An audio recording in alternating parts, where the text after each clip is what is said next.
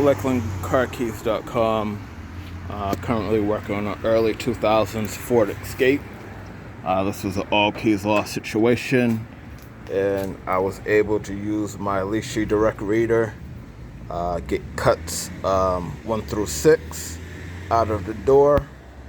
I plugged those into my key machine, and so the door has 6 cuts, the ignition has 8, and my key machine was able to progression the last 2 cuts for me, so it gave me all 8 cuts.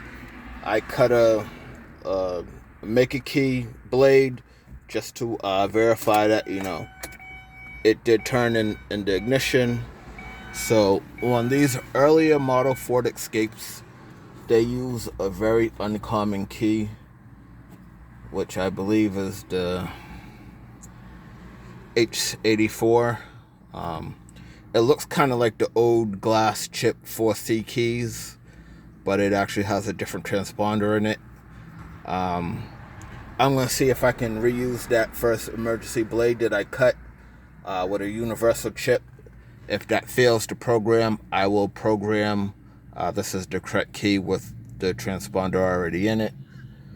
But just to cut down on waste, I'm going to try this one first.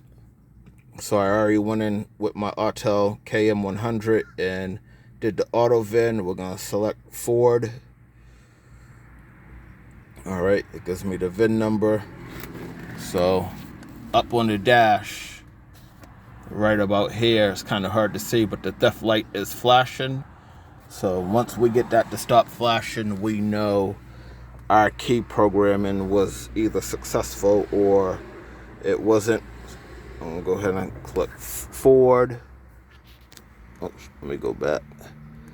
Hit Ford, and then choose the model as Escape.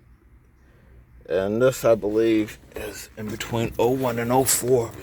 But I'm gonna verify on the VIN tag. Yep, so this was built 9 of 2000, so it could be either 2000 or 2001, but they're both in the same range. So yep, 2001 to 2004, that's what we want. Blade key. All right, and then hit yes. All right, so I'm gonna do a mobilize the status scan. That way I can see how many keys are in the system. All right, so Ford, right now there are 2 keys in the system, and it's a minimum requirement of 2. So even though this is an all keys lost, we are not going to do all keys lost, because if we do all keys lost, it's going to erase those original 2 keys that are in the system and require us to cut and program 2 keys. We're going to do add key guided. We're going to start that. And it tells us right there, this procedure will not erase existing keys. We hit yes. Insert the key to be learned and turn the ignition to the on position. We hit yes. All right, so right now it tells us there are 2 keys learned to the system. We're gonna hit OK. And number of keys is now 3. Learning successful. And if we look closely at a theft light, it has stopped blinking. All right, I'm gonna hit no to program the next key. We'll go ahead and turn this key to the off position. And when we get in and turn our key to the on position, like we're normally gonna start the car, the theft light should light up for a couple seconds and then go out.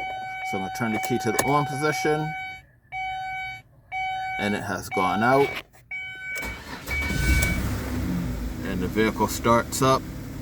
We just verified that it stays running for about 5 to 10 seconds. That way we know it definitely took. Now in this particular car, without a programmed key, it wouldn't crank over anyway. So just for the fact that it cranked over, I knew that this was successful.